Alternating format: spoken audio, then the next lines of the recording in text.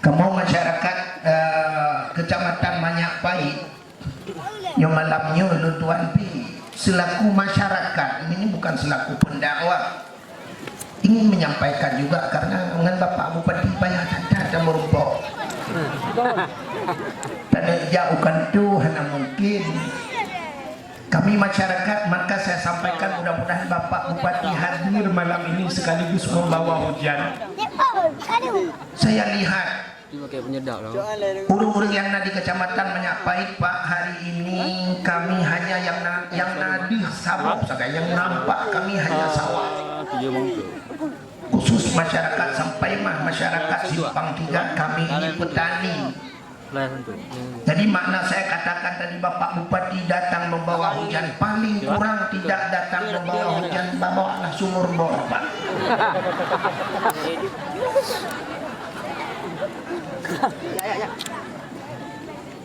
Kalau irigasi, ini ketua penghormatan itu tidak penghormatan. Ini masyarakat berbicara kepada pemimpinnya malam ini. Kalau masalah irigasi, Pak, di belakang rumah saya itu sudah 3 kali diukur-ukur. Pipuro yang ukur rencana ini kublotan hotel.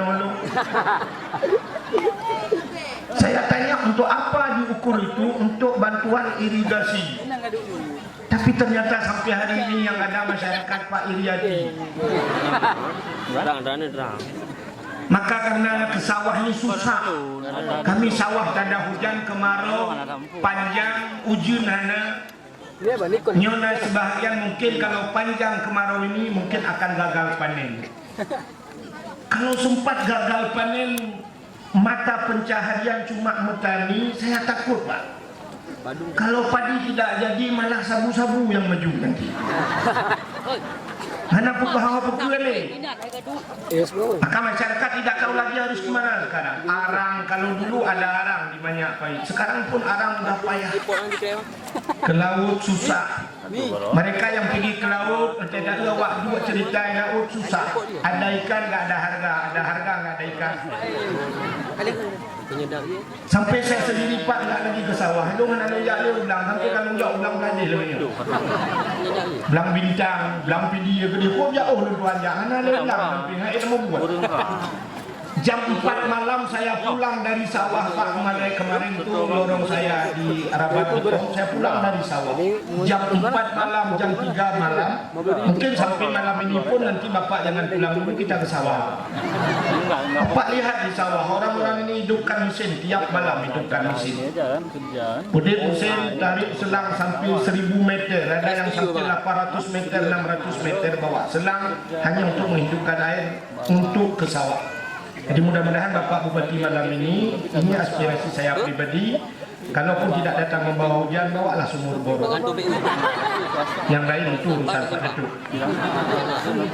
Kak, kalau jalan Pak, kalau jalan Bapak jangan susah lagi. Kalau jalan Simpang 3, Masya Allah, kayak jalan tol Pak. Bantuan Ma'ruf Amin. Ada kemarin waktu mencalonkan diri Ma'ruf Amin sama Jokowi bilang Ma'ruf Amin bilang akan buat jalan tol lagi. Ya kami naik pokoknya lewat Kuala Langcut ke Simpang 3 kami lihat ke langit lah. Hancur jalan Pak. Kayak hilau.